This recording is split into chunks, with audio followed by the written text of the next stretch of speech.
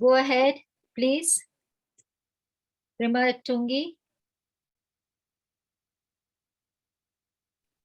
Maybe he has challenges. Let me start the Mangalachara. Om Ajnanatimirandasya Jnananjana Shalakaya Chakshurumilitam Yena Tasmai Shri Guruve Namaha.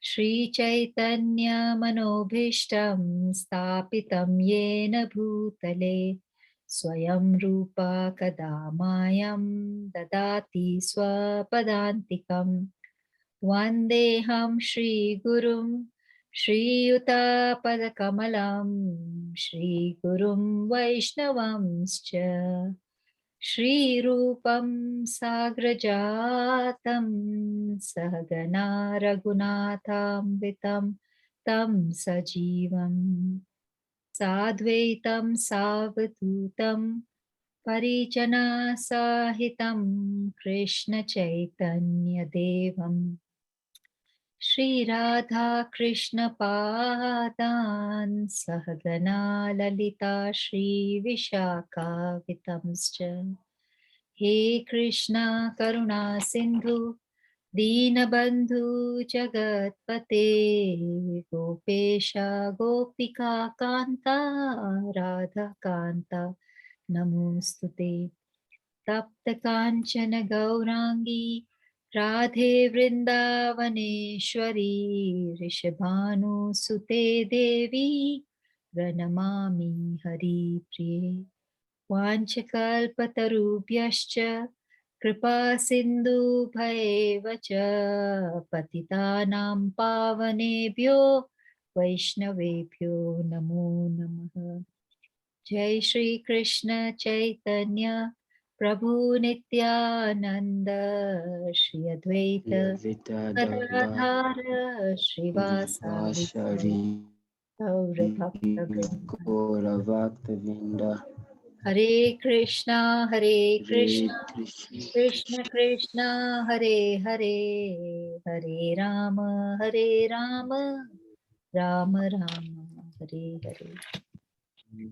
Hare Krishna. Hare Krishna, everybody. Hare Krishna, Prabhuji. Hare Krishna. Hare Krishna. Please accept my humble obeisances. Prabhuji, on behalf of everybody who have joined the group and are about to join, Prabhuji, we are reading the Srimad Bhagavatam and we are on Canto 1, Chapter 5. Chapter 5 is known as Narada's Instructions to Srimad Bhagavatam. Prabhuji, the text for today is text 17. So I hand over to you, Prabhuji. Hare Krishna. To me? Yes, Prabhuji. All right. I offer my respects to all the assembled devotees. Hare Krishna. Hare Krishna. So I'll read the Sanskrit one line at a time. Yes, Prabhuji. Everyone follow as best as you can. Chaktva sadharmam charanam bhujam hare bhajan pata patet tato yadi yatra kwa babadram abudamushikim ko varta apto bhajatam sadharmata. So someone else can try. Hare Krishna. Avinash Prabhuji, can you try? Yeah. We can repeat after you line by line. Okay. Tyaktva swadharman charanam bhujam harer. Tattva swadharmam charana pujam hare. Bhajan apakwo thapate tato yadi. Bhajan apakota patet tato iti. Yatra kwa babhadram abud amusya kim. Yatra vabhadram abudamushyakim. Ko vartha apto bhajatam swadharmataha. Ko vartha apto bhajatam swadharmataha. Hare Krishna. Hare Krishna. Thank you very much. Over to you, Prabhuji. All right, I'll read the word for word. Chatva, Tattva, Tattva, having forsaken. having having forsaken. forsaken. Swadharma, Swadharma, own occupational engagement. one's own occupational engagement. Chalana ambujam, Charana, Charana, Ambujam, the lotus feet. the lotus feet. Hare, Hare, of Hari, the Lord. of Of Hare, Hari, the Lord. Bhajan, Bhajan, in the course of devotional service. In the the course course of of devotional devotional service. service. Apakva, Apakwa, Apakwa, Wow. immature. immature. immature. Ata, Atha, Ah, for the matter of. for the for matter the of matter of Pate, Patet, Pate, falls down. falls falls down. down. Tata, Tatha, from that place. from From that that place. Yadi, Yadi, if. If, Yatra, Yatra, Yatra, whereupon. whereupon. whereupon, Qua, qua, Qua, what sort.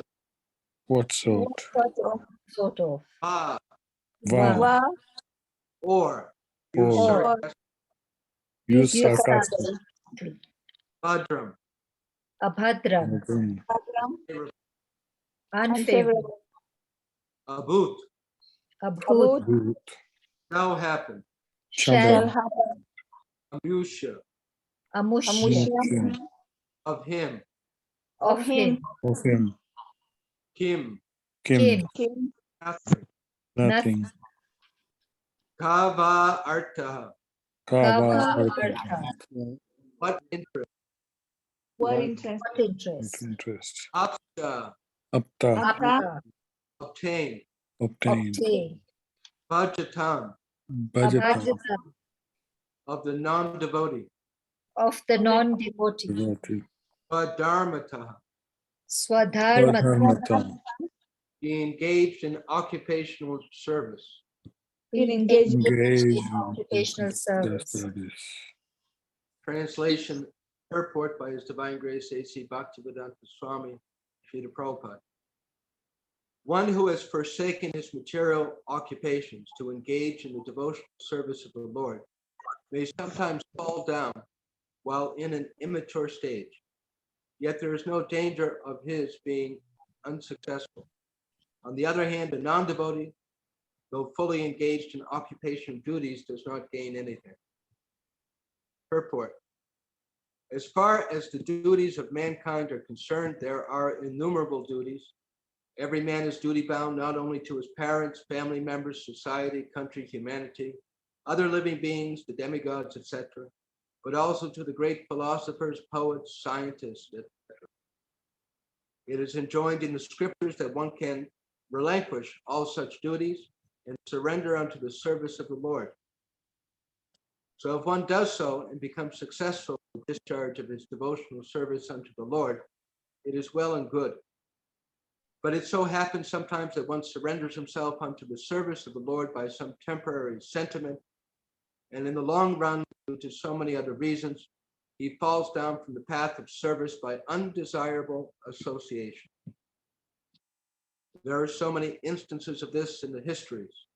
Bharat Maharaj was obliged to take his birth as a stag due to his intimate attachment to a stag. He thought of this stag when he died. As such, in the next birth, he became a stag, although he did not forget the incident of his previous birth. Similarly, Tritaketu also fell down due to his offenses at the feet of Shiva. But in spite of all this, the stress is given here to surrendering unto the lotus feet of the Lord, even if there's a chance of falling down. Because even though one falls down from the prescribed duties of devotional service, he will never forget the lotus feet of the Lord. Once engaged in the devotional service of the Lord, one will continue the service in all circumstances. In the Bhagavad Gita, it is said that even a small quantity of devotional service can save one from the most dangerous position. There are many instances of such examples in history. Ajamil is one of them. Ajamil in his early life was a devotee but in his youth he fell down. Still, he was saved by the Lord at the end.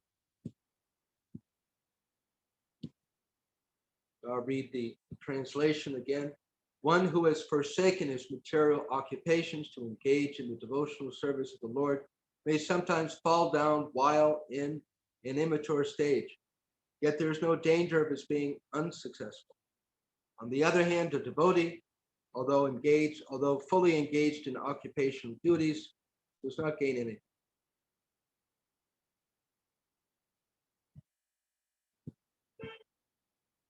So I noticed a couple of the Sanskrit words and the translation. The first one that caught my attention was the word abhadram, which is translated unfavorable. So in Sanskrit, very often when the letter A is put in front of a word, it produces the opposite. Like we have Sat, which is eternal, and Asat, which means non-eternal.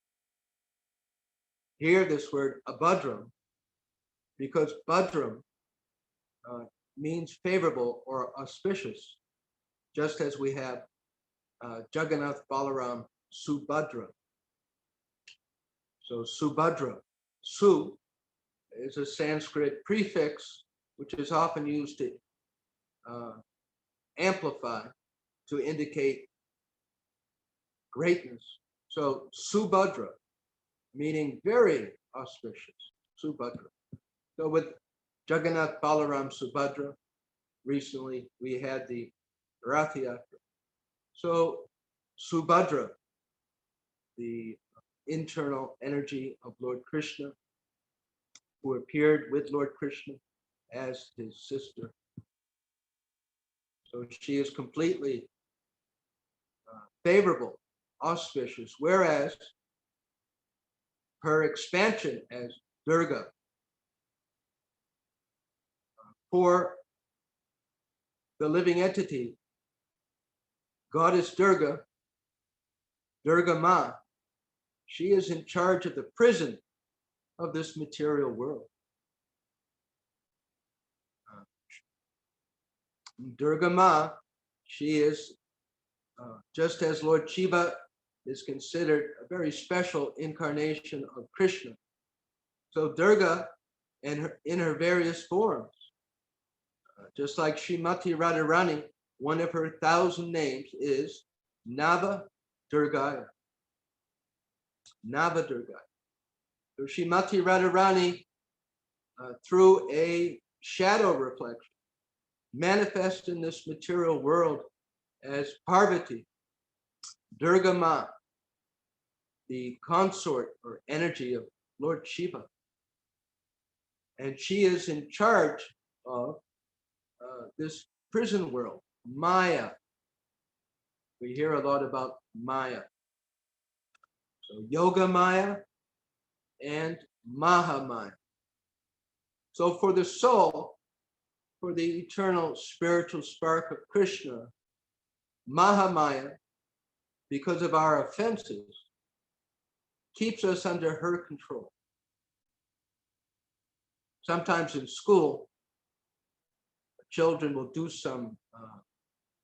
will act badly. So they're put into detention, or adults are put into prison, jail, because of acting wrongly. So to the extent that we, as the children of Krishna, the little tiny parts and parcels of Bhagavan, when we act offensively and badly, we are put into detention or jail under the control of Mahamaya.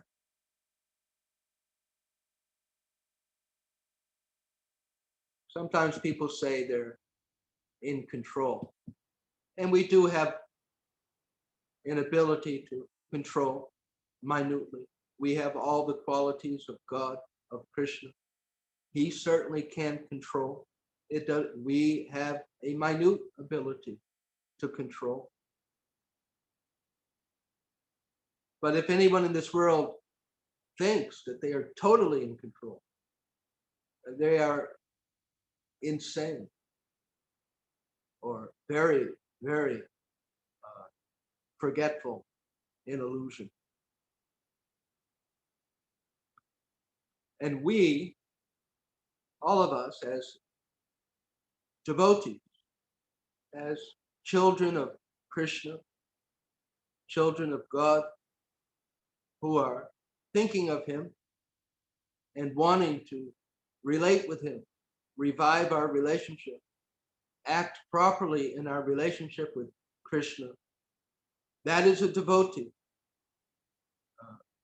In the Nectar of Devotion, that is one definition of a devotee. A devotee is someone who thinks of Krishna, thinks of God. In the Bhagavad Gita, in the 7th chapter, Lord Krishna describes his devotees, the neophyte devotees who begin to think of him. And there's a few reasons, which are the usual reasons, almost always, that people begin to think of God. They're in financial difficulty. They're feeling mental pain or physical pain. And they're looking for relief, solution. Or they're curious about God. That is a more advanced level. They want to understand him. And there's a fifth level of devotee, one who understands that I am part of Krishna. God is great and I am small, and it's my duty. I don't have any particular desire for anything necessarily, but I understand this is who I am. This is anything, any other identity would be some kind of illusion. God is great and I am small, and it is in my best interest to act according to his instructions. So this is considered by Lord Krishna the most pious of the different types of devotees. So for these different reasons, people go to the church, they go to the mosque, they go to the temple, and they pray to God, and they sometimes do different rituals so that they can get the favor of God. Usually, their devotion diminishes after they receive what they want, or if they don't receive what they want as quickly as they want, then they often abandon their religious practices. Srila Prabhupada would often point out how, at least in the Western countries of the world, there is so much less religious worship because people are thinking, we have everything we need. Why? What do I need God for? I have food, I have money in the bank, I have a job. Why do I need God? So in this text, it is describing how someone who becomes devoted to God, devoted to Krishna, even if they fall down, if they give up the path after some time, there's no absolute loss. There's relative and absolute. So on the path of devotional service, we may make some mistake and for a short time fall away. We see people come to Krishna consciousness, and occasionally they go completely away, or at least for some time. So here is described, and also in the Bhagavad Gita, we are given a promise by Lord Krishna, because Arjuna, he also asked in the 6th chapter of the Bhagavad Gita, Lord Krishna, Arjuna asked that this path of yoga, this path of thinking of you, of bhajan, it is difficult. And what happens? Arjuna asked this. He said, what happens to someone who begins the practice of devotion, but falls away. And Lord Krishna answered in the 6th chapter that one who practices yoga for a short, well, first he said that for one who does good, there's no question of ultimate disaster in that person's life. And for one who performs yoga for a short time, they are guaranteed a human birth and after going to the heavenly planet. And for one who practices yoga for a long time, they're guaranteed to take birth in a family of Krishna devotees, Vaishnava devotees, depending on a number of factors, how long we practice and our sincerity. Even as Lord Krishna explains in the 8th chapter, 2 chapters later, that for one who remembers him at the time of death, at the time of leaving this world, they go back to him. Where we go at the time of death depends upon what we think of. So another Sanskrit word that caught my attention, there is this word in the verse of bhajan, bhajan, and it's translated in the course of devotional service. So we find often in our bhakti scriptures that they are synonymous. They equal each other. To perform devotional service means to engage in bhajan. And when we perform bhajan, we are engaging in devotional service. The Vaishnava spiritual masters explain to us the step-by-step advancement on the path of devotional service. And the third one is bhajan, bhajana kriya, practicing the principles of bhakti under the direction of a spiritual master. Bhajan, as I mentioned a few minutes ago, a devotee is someone who thinks of Krishna, and someone who thinks of God is a devotee. In the Nectar of Devotion, the Bhakti Rasamrita Sindhu,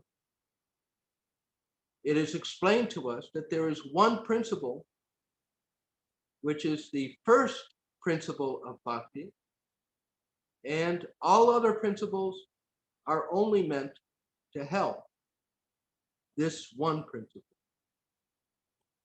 Who remembers what that first principle is?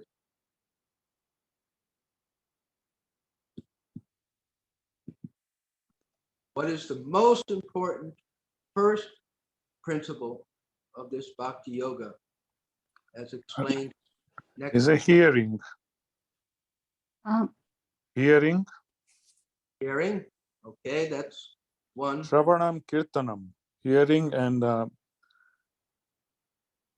Kirtan. Yeah. Is it Hare Krishna Prabhuji? I was wondering, is it faith? Is it what? Is it faith in God? Faith in God. These are good answers. Anyone else? Never forget Krishna, always remember him, Prabhuji. Yes. At least in the Nectar of Devotion, that Bhakti Rasamrita Sindhu, it is explained that, yes, that is the first and foremost principle. And all the other principles are only for achieving that. That's how it is explained. To always remember Krishna and never forget him. And then, as Prabhu mentioned, we have the 9 practices of bhakti, beginning with Shravanam, hearing, and Kirtanam, which are meant to help us remember Krishna. And as I was beginning to discuss a little bit, that in this age of Kali, we know the main 2 practices are Shravanam and Kirtanam. And as Manaji mentioned, faith, of course, without faith, Adda Shraddha, that is the beginning of bhakti. And actually, it is described that the evolution of bhakti means an evolution of faith. We're not afraid to say that we have faith. We've discussed this. If someone says, "Oh, you religious people have faith," we say, "Yes, you're brilliant. What What a brilliant observation. Yes. Everyone has faith. So to always remember Lord Krishna and never forget him. And then Srila Prabhupada goes on to describe in that section of Bhakti Ras Samrita Sindhu, which, by the way, he told us we should read 7 times. And it is the law book of Bhakti. It contains all the specific instructions, how to always remember Krishna and revive our love for him and deepen our love for Krishna.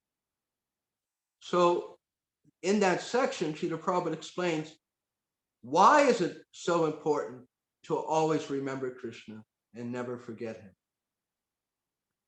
And someone wants to offer suggestions, some ideas. What do you think? Why is it so important, first and foremost, to always remember Krishna? Hare Krishna, Prabhuji. The reason we have to remember Krishna is, first of all, we are so much in material designation here. First is to forget the material designation and become a pure devotee of the Lord and return back to Godhead, to Krishna. So that's why it's very important. Our original position is to be with Krishna.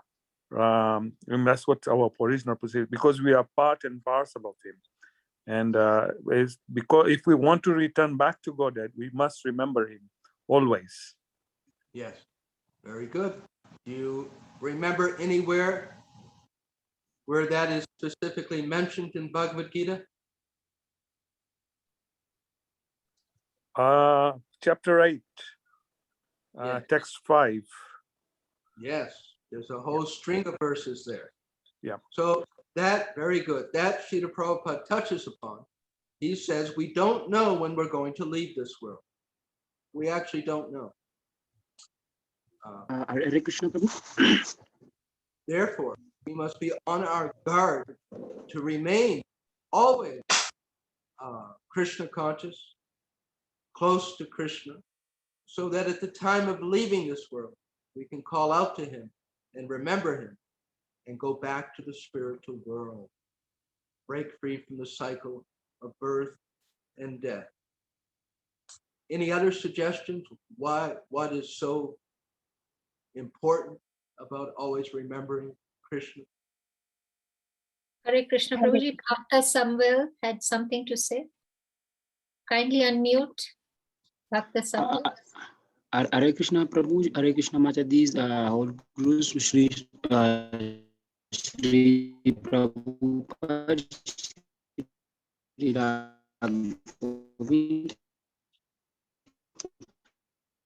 Did anyone hear him? Hare Krishna, Prabhuji, we could not hear you. Kindly write your comments on the chat. Prabhuji, we can't hear you. Bhakta Samvel, we can't hear you, Prabhuji. Kindly write on the chat your contribution, Prabhuji. Hare Krishna. So while he is writing, does anyone else want to offer? So one Hare of the Krishna, things Prabhuji. that really makes us to really remember. Are you getting me? No, Hare Krishna. Prabhuji, we can't hear you. Hare Krishna. Hare Krishna, we can't hear you. Can you please write down in the chat? Hare Your Krishna, are you network- getting me? Yes, now we can hear you. Are you getting? Yes, now we can hear you.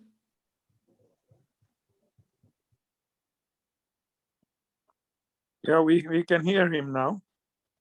Hare Krishna. He seems to maybe be on temporarily. Maybe he'll write it down. Yes. Or So does anyone else want to offer some thoughts? What is so valuable? What is so useful for thinking of Krishna? Yes, can I add, Prabhuji? I think our love grows very much for him, and we depend on him, and we have full faith in him then. Okay, very good. Yep. These are essences of bhakti. Anyone else offer some thoughts? What is so useful about meditating on Krishna? I'll give a hint. It has something like fire, something that fire does.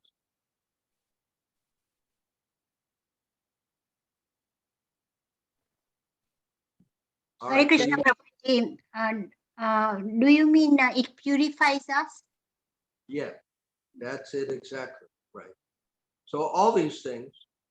So I'm thinking especially about this, that by meditating upon Krishna, our previous sins are gradually burned away. That material contamination is kept off in the distance by keeping our mind fixed on Krishna. This is mentioned in various places in Bhagavad Gita. Mam tayo vyabhacharena bhakti yogena sevate sagunam samatitaitan brahma bhuyaya kalpate. That by meditating on Krishna, one rises to the level of Brahman. One is able to manifest one's original qualities of one's soul. The Srimad Bhagavatam, as we go through it, will give many, many examples of how powerful is this meditating upon Krishna. In the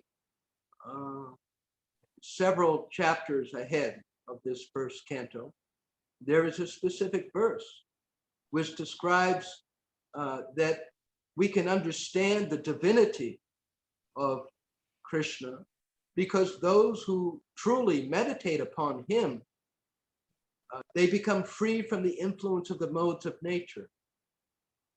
They become free of lust and greed and anger and fear. So we can understand that this meditation upon Krishna is very powerful and very unique, this meditating on Krishna. Srila Prabhupada instructs us, Lord Chaitanya instructs us, Kirtaniya Sada Hari, always be chanting the holy names of Krishna. So in that section of Nectar Devotion, Srila Prabhupada describes, when he's talking about always remembering Krishna, that therefore Lord Chaitanya has given us a simple method for always remembering Krishna, which is to always chant the Hare Krishna mantra and the divine other names of Krishna, to always engage in bhajan. And by doing that,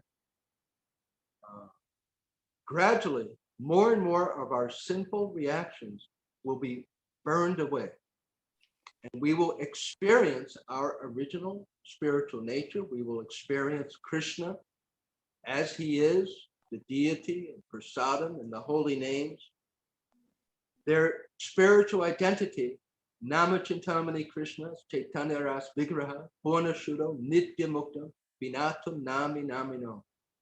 This is the glorification of the divine names of Krishna. Nama Chintamani, that it is Chintamani, Nama Chintamani Krishna, Chaitanya Rasa Vigraha, full of consciousness, full of rasa, with a form, Chaitanya Rasa Vigraha, Purna Shuddha, completely pure, Nitya Mukta, completely liberated, Purna Shuddha, Nitya Mukta, Vinatum Nami Namino, meaning that the divine holy names are non-different than Krishna. So when we meditate upon Krishna, specifically in this age, by Sankirtan, by our japa, our bhajan, we are bathing ourselves in the purifying connection to Lord Krishna, to the Supreme Personality of Godhead. Always, of course, this is important. Sometimes it's described that the great demigods and pure devotees, sometimes they may do things which, from one point of view, doesn't seem proper, but it's described they're not affected. And the specific reason they're not affected is their deep meditation on Krishna. The spiritual master burns the sinful reactions of their disciples by their deep bhajan. They're meditating on Krishna. So I point this out because sometimes, always, this whole material world is full of contamination. And sometimes we are in situations which are especially contaminated. For example, sometimes at places of work, one has to eat one's meal in the company cafeteria. Sometimes one visits relatives and eats in their house. The eating is very, very sensitive thing. Many people don't know that. Lord Chaitanya said, if one eats grains cooked by non-devotees, one's mind will become wicked automatically. One will become contaminated. If we are too close or in some place where there are many sinful people, or there have been, we are subject to pick up some portion of those sinful reactions. And if we are not fixed in our bhajan, in our devotion, we can become bothered very much by them. We may find different thoughts and desires coming into our mind. We don't know where they came from. So often that is because we have been in touch with some kind of sinful reaction. On that, as we're discussing it, another reason, there's a few reasons. Sometimes our mind, our thinking patterns may become, they seem to be polluted. That can happen because of offenses to the deity, offenses to devotees, offenses to the holy places, to the temple, offenses to the holy name. So we are disciplined by Krishna. When we make mistakes, Krishna lets us know. One way that he lets us know is that we will find material contamination. We will find Maya seeming to grab us more. All of a sudden, we are finding our minds attracted to some kind of Maya which is unusual. So it could be that we have picked up some kind of sin. It could be that we have made some offenses, especially to Vaishnavas. That can happen. Or it may be just our own past minimized sinful reactions. And so such a case, in all the cases, just like when we're driving a car, or someone is driving a car and it begins to rain, we don't necessarily have to run out of the car or become overly panicked or something. We just slow down and keep driving and the rain will go away. So if we find that sometimes our thinking patterns and our desires are not what we know they should be, or they're becoming more lustful or angry or envious, this is the first, one of the first instructions of Bhagavad Gita. It's not just hot weather and cold weather and people. Our own minds we have to tolerate. Very, very important to practice this. Matra sparshas tikantaya shitoshna shukadukada.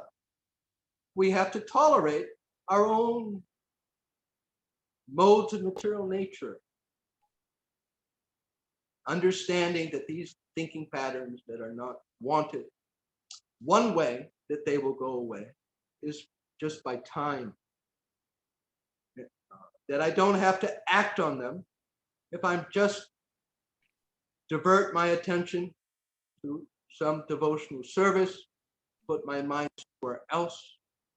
Gradually, these desires will diminish and go away. Whereas if we indulge in them, they remain with us. So this is tapasya. This we hear about yogis in the water up to their neck in icy water, or laying on a bed of nails, or sitting in a hoop of fire. It is uncomfortable. So when we have some pressing desire, some burning desire to do something that we know is not helpful for our devotional life or is sinful, we practice just ignoring it. Just like it gets very hot, and then the hot goes away. The desires will diminish. When people want to quit smoking, sometimes they do it gradually, and that is a valid process. People who have been involved in intoxication and illicit sex and meat eating, gambling, it may take a gradual process. Better if one can just stop. So I'll speak a little bit more about this because it's very important. This text is speaks about falling down. How Ajamil was a fixed devotee and he fell down. Tritaketu Maharaj was a fixed devotee and he fell down. He made a mistake.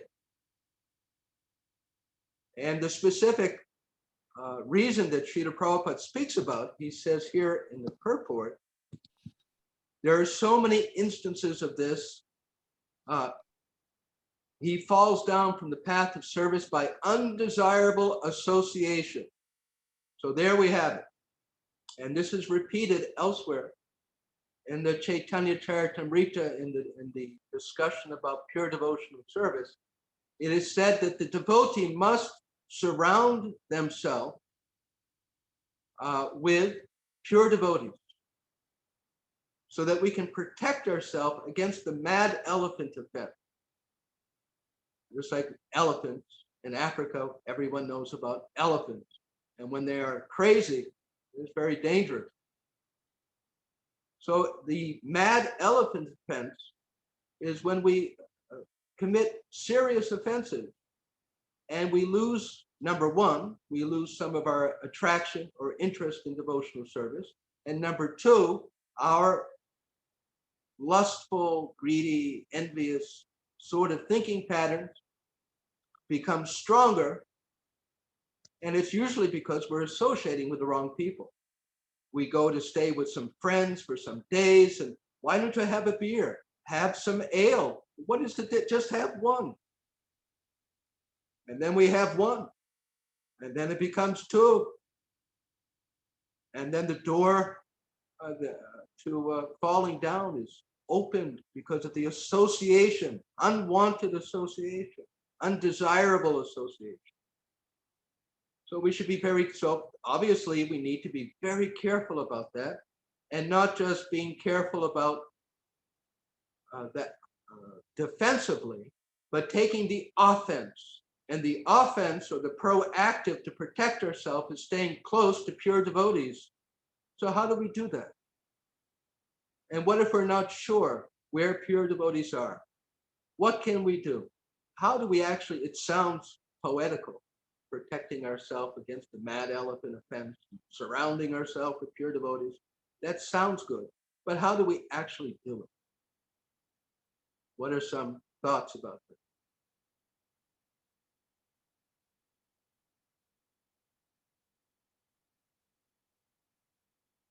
Think about association. What is that? How do we surround ourselves with the fence of pure devotees?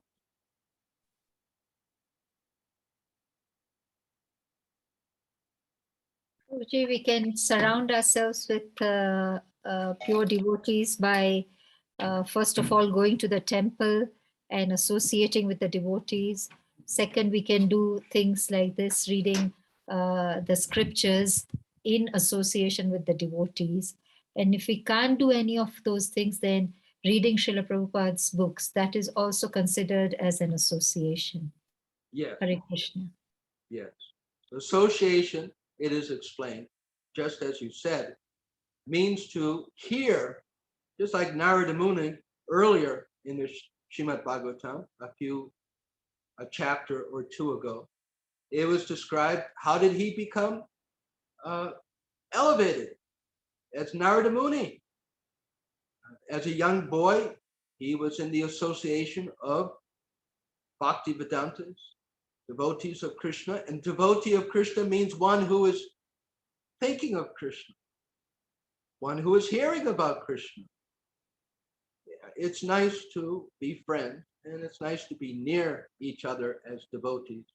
And as we make advancement, our focus as devotees will be more and more talking about Krishna. That when we meet together, besides whatever else we may talk about, we will say, oh, I read this thing I want to tell you about. Did you read this thing? Did you hear this lecture? And we talk about Krishna amongst ourselves. So to hear it, so that is sharing the association of pure devotees. And if we are not sure whether are pure devotees, they are completely, fully present in the translations of Srila Prabhupada, of Srimad Bhagavatam, of Chaitanya Charitamrita, of the Nectar Devotion, fully present. We can, by their company, number one, we remember what the standard is, that drinking beer is not the standard of devotional life. To always hear about Krishna is an ideal. So in this way, we're reminded. And to meditate upon pure devotees is to meditate on Krishna. To glorify pure devotees is to glorify Krishna. So all of this is accomplished, as Mataji shared with us, by hearing about Krishna, by studying these books, by going to the temple and associating with others who are on the path of associating with pure devotees. We may not be completely ripe mangoes.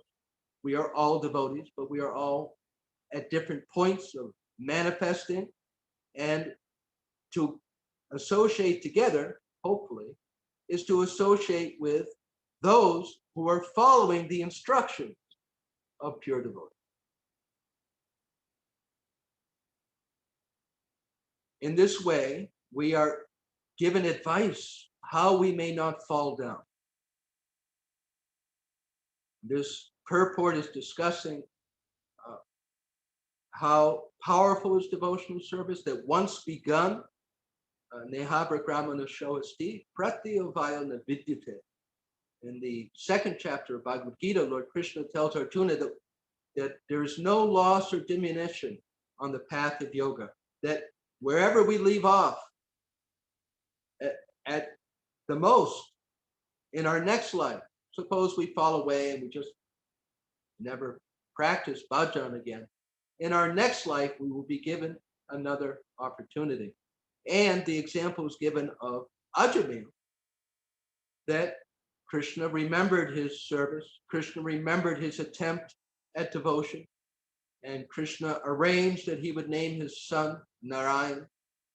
Krishna knows the future. So he arranged for his devotee that, oh, you have become so fallen, you've become such a nonsense, but I really appreciated your sincerity. And so I'm going to arrange that at the end of this life, you will call upon your son, Narayan, and you will be delivered. Chittaketu Maharaj too, he was punished. He was disciplined. What do we do when a child is disobedient very often? How do we punish or discipline a child? We take away privileges, don't we? Oh, you want to use your phone? Well, you need to act obediently. You need to do these things properly, then you can have your privilege. We take away privileges. Adults are put in jail. They have their privileges taken away, right? They have what's dear to them so that they think about it. I want to have my phone back, or if you're in prison, oh, I want freedom. So as devotees, there is certainly a large part of our thinking that we do want to be a devotee. We do want to have a pure mind. We don't want to be involved in nonsense and sinful activities. We do want to think about Krishna. So if we show Krishna that we're going to be a nonsense too much, 3, 4 times, deliberately doing things, then Krishna will chastise us. Krishna will give us an opportunity to, oh, now I'm in the body of a deer. Can you imagine? That was Ajamil. He let himself, he was careless, he let himself get too emotionally attached to a deer. And he took birth in the body of a deer in his next life, and he was conscious. Oh, I made such a mistake. And he couldn't go to the temple. He couldn't do all the different things that he might have done in a human body. But he was aware, and there were some devotees, some sages. So he stayed near this ashram so he could hear about Krishna. But that's not very nice, to not have full opportunity. Or devotees, especially as we make advancement, we treasure, we value our purity of mind.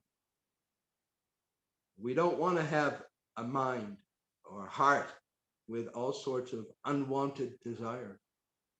So if we are careless, we're eating the wrong things, even though we know we shouldn't, that we're breaking the principles willfully. Sometimes we may be, because of our habit, somehow we try to control ourselves, we end up doing it. So that's one thing. But it's another when we deliberately, we're not even feeling a desire really to smoke ganja, but I'm going to smoke some ganja. I feel like doing that. And Krishna will always remind us.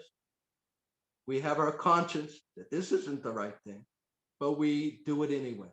So that's willful.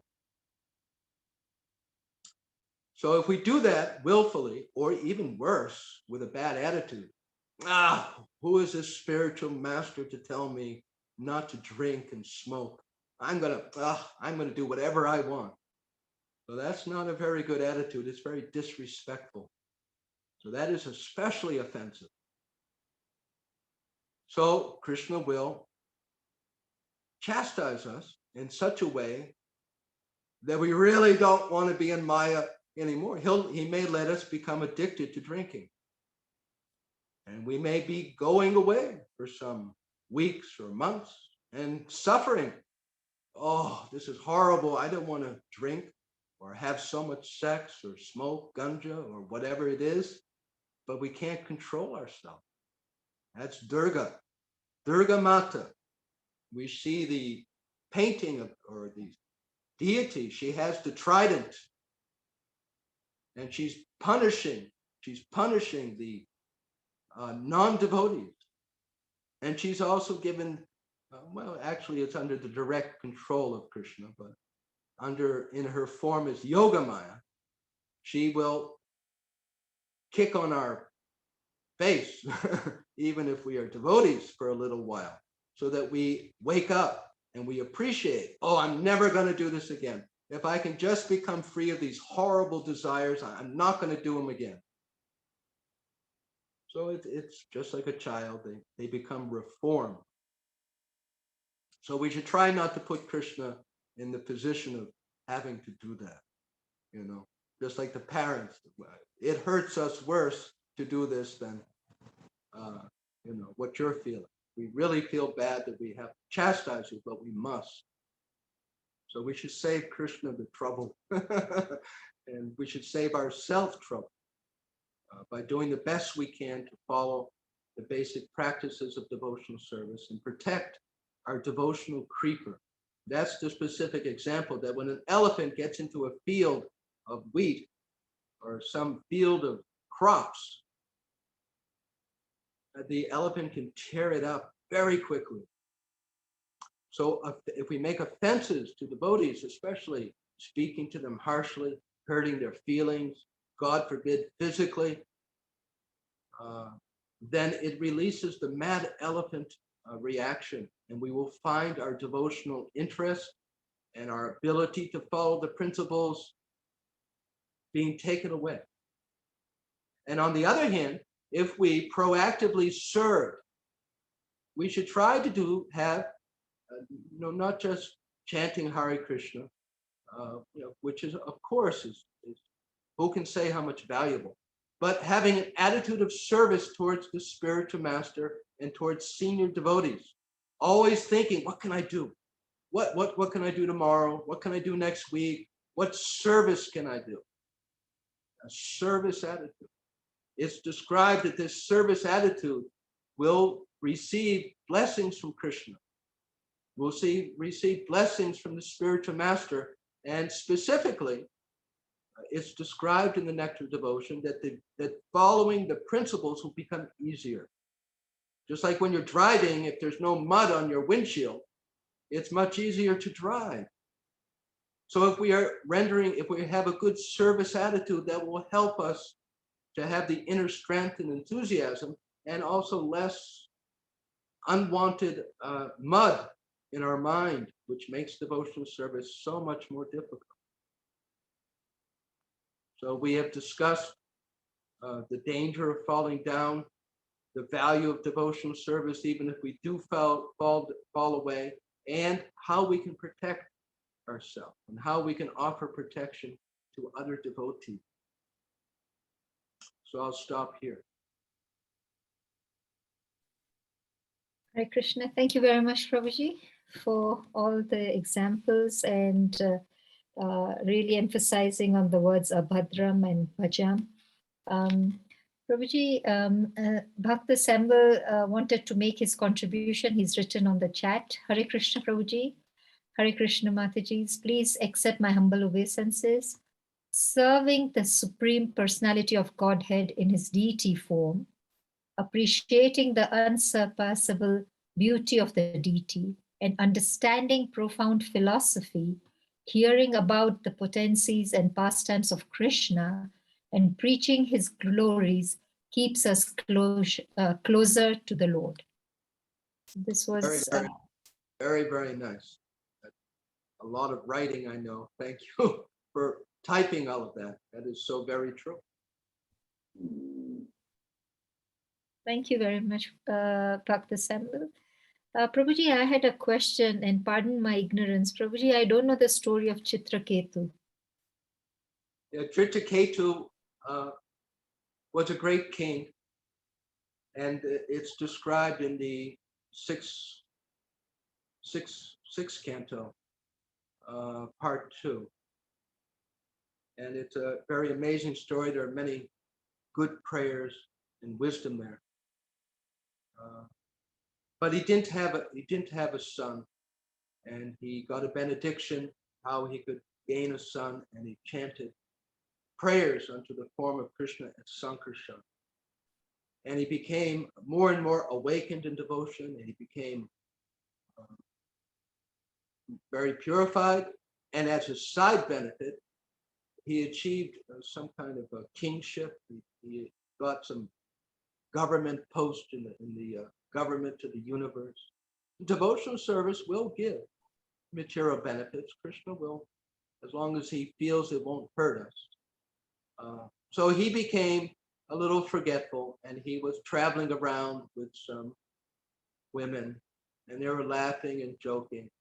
And they came upon Lord Shiva and Parvati, who were being intimate. And he was just joking. I think it's described he was the brother-in-law of Lord Shiva. They had some relationship. So he made some jokes, and Lord Shiva didn't take it seriously. But Parvati, as anyone, she didn't like to hear her husband even jokingly spoken about. And she cursed him. That he would become a demon in his next life. And it's described there that this was very unusual, because actually all three of them had some kind of friendly relationship, and ordinarily she would not have become upset. So there was something divine going on. And it was a providential thing. So of course, Lord Krishna, Lord Vishnu was guiding everyone, including Durga Ma, Parvati. And so she cursed him, and he became, I forget the name of the demon, the very famous story. But even though he was in the body of a demon, he was fully awake as a Vaishnava. and he got in a battle with Indra. He was going to kill Indra. And very wonderful prayers. Indra realized that, oh, this is such a great Vaishnava. And he went back to Godhead. So that was a special arrangement of Lord Vishnu, of Krishna, for his devotee, just like Ajamila. It's described that if we are too offensive, if we commit sinful activities in holy places, like taking intoxicants or having illicit sex, we'll take birth as an animal there, but then go back to Godhead in our next life. So, Vritasura, thank you, right, Vritasura. Thank you very much, Prabhuji, for that wonderful story. Are there any other questions or comments? I know we have passed our time, but we can take one or two questions if there are, or any comments. Hare Krishna Mataji, Hare Krishna Prabhuji, please accept my humble obeisances. There is this question that I have always received from friends who always ask me, Samuel, why do you carry your chanting bag always? Why do you have a mala on your neck? So what is the best response to give in terms of why do I wear my mala every day and why do I walk with chanting bag? Yes, these are natural questions. Well, we wear around the neck, this is Tulsi, broke, but we wear the Tulsi beads. It is said that for anyone who wears Tulsi, the time of leaving this world, not go hellish, but sign of Krishna. Prabhuji, we are losing you. Hare Krishna, Prabhuji. Yeah, the Tulsi mala, Tulsi is very auspicious. So we want to do things that are auspicious. It pleases Krishna. And we carry the mala because, as we discussed in the class, as devotees of Krishna, we always remember him. And in this age of Kali, chanting the divine names of Krishna is the simplest and easy way to do that. So we keep our beads near us.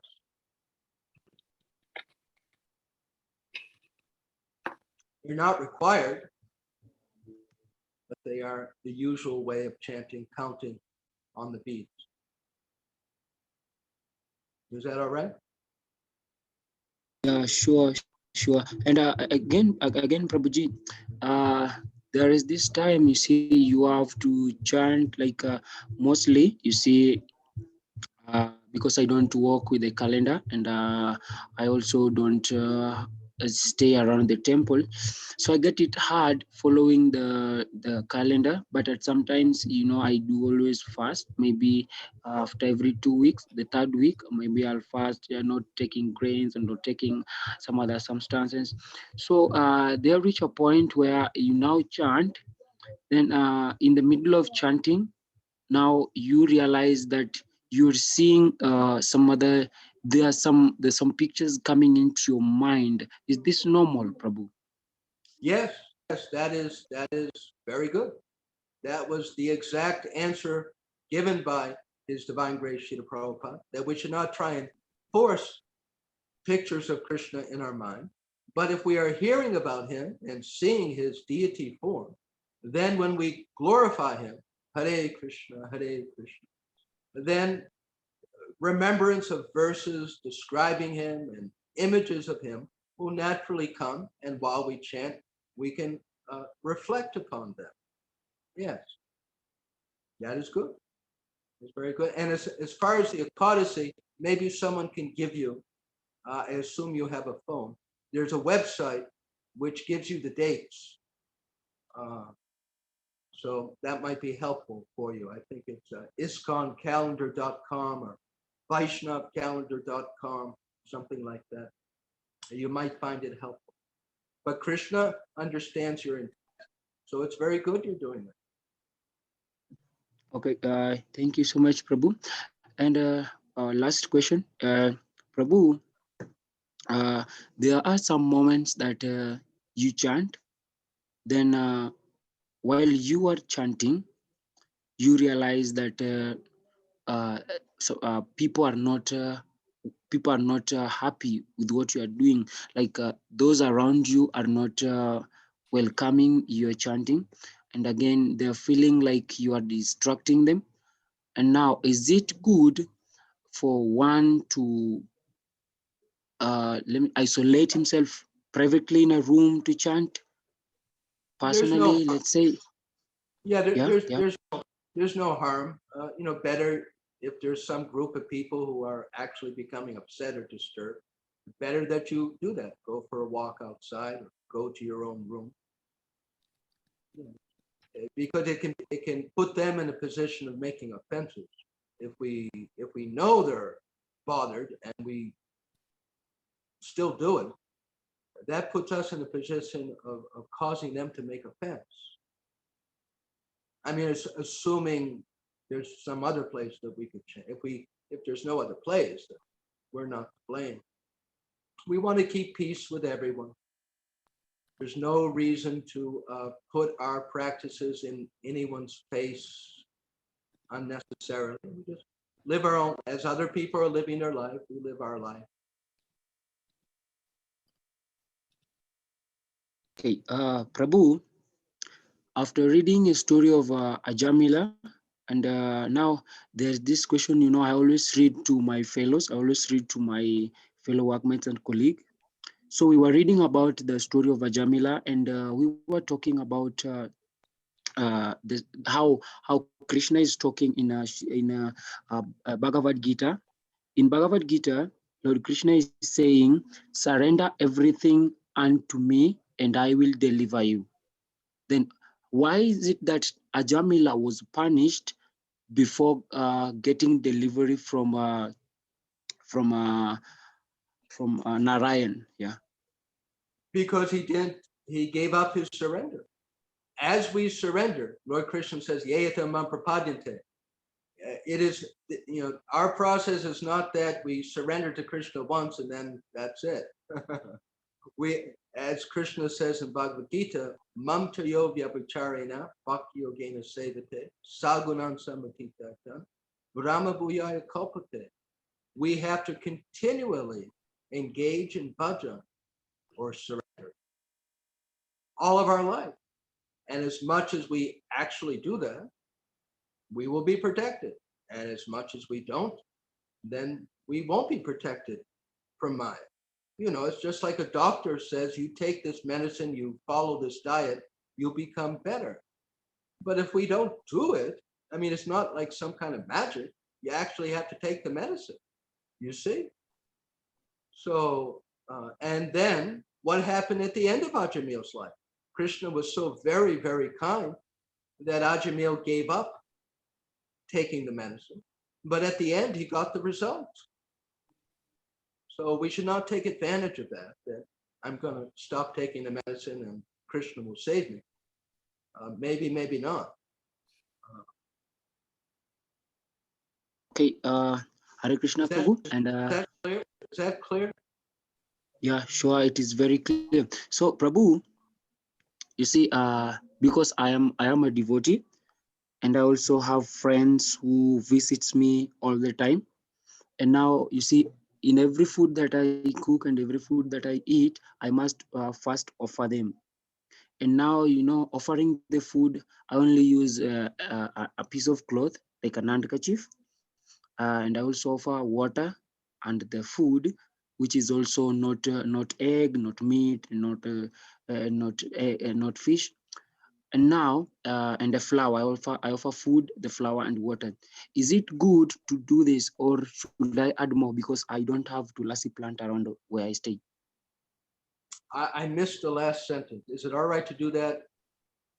Like I'm saying, is it right to offer a food without placing the tulasi in the Yeah, food? Tulasi. absolutely. Absolutely. I mean, there are the best ideals, but that is the best ideal, to have an actual leaf. Yeah. You can mentally put a leaf, which is the next. There is manasa seva. Krishna will accept your intent. But no, sometimes you're traveling on a train or in a car. You can't make a regular nice offering. So you offer, there may be people around you and you can't say the prayers out loud. So you do the best you can. You offer the prayers in your mind. Good questions. You're Okay, doing very thank you. Yeah. Thank you, Prabhu. Very well. Thank you so much. I'm glad you have answered all my questions, and I'm really improving to make sure that I get more pictures of the deities in my room, because I only have limited deities. Though I still don't have a spiritual master or a guru that I can also place his picture in my altar.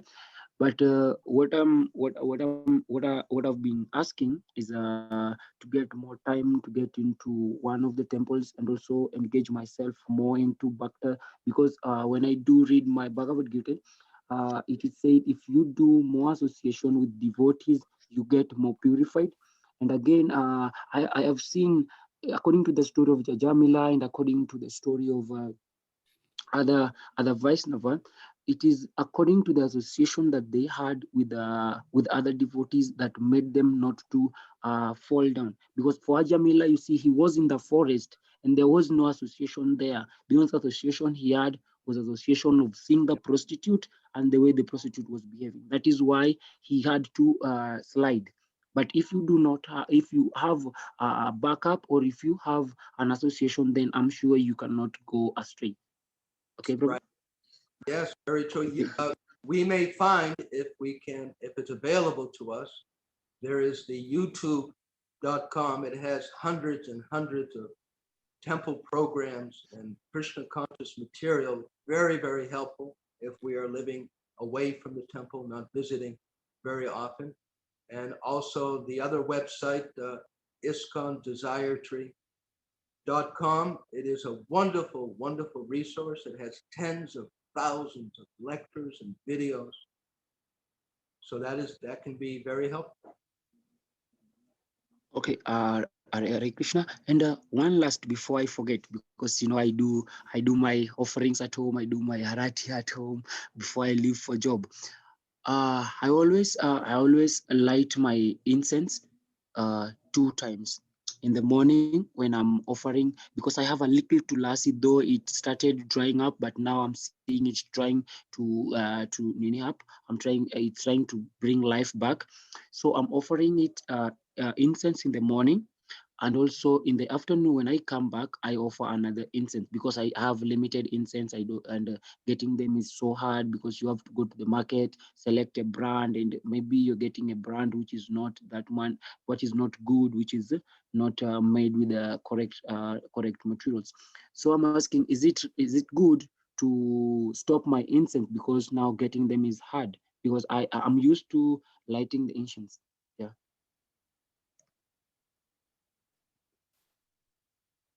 As a general rule, in general, whatever puja we start or any devotional practice, we don't want to go backward. But Sure. circumstances may require it, and Krishna is a person, he understands. So we do the best we can, and we pray to Krishna that, I'm offering this humble thing. Please accept. We just very humbly ask Krishna if he would please accept our tiny little service. Of course, Krishna doesn't need any service, but he does accept our heart. And that's the thing, is our simple, sincere desire to offer respect and service to Krishna. And if we can offer 16 different things for our offering, that's superb. And if we can just offer one dish of food and some water, if that's what we can do, Krishna will be pleased with us. It's not a matter of how much, but it's rather the quality of our heart and our feeling. And of course, if we have quality, we will want to do the best we can.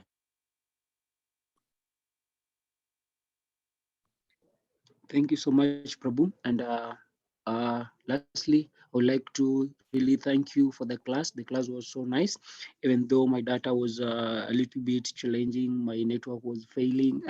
And I know now next time I'll have to prepare myself for the class.